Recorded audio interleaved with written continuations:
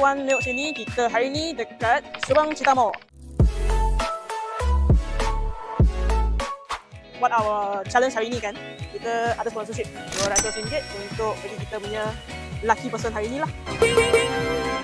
So, buat apa leh? Kita nak cari satu lucky person untuk sponsorkan dia punya makanan kucing ataupun haiwan-haiwan dia.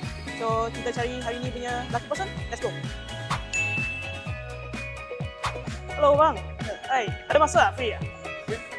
Bang nama siapa? Farid. Farid. Okay, so Farid, ada bola kucing tak? Ada bola pet tak? Ada. Rumah. Ada bola? Ada. Berapa ekor? Ada breed apa? Seekor je. Breed mixed Bengal. Ada Bengal. Okay.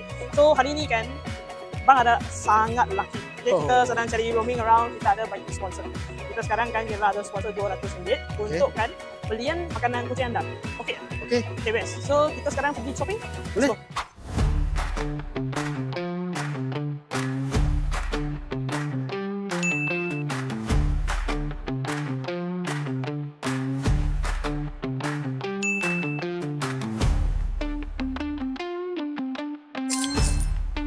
Okay, so hari ni kita sudah habis shopping kita. Sure abang? Shopping.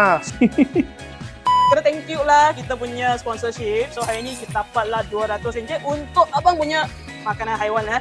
Except for that, kita hari ni ada juga free gift bagi abang. Yang ni kita adalah kita punya sponsorship, Oxfam. Oxfam ini adalah brand free range punya produk which is dia contain dengan full meat and superfood.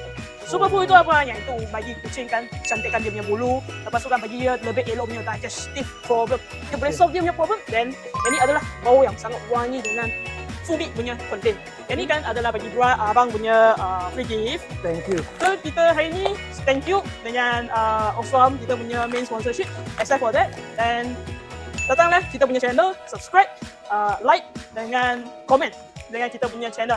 So komen lah bawah siapa next round I kena pergi mana, bagi kita lagi banyak punya komen.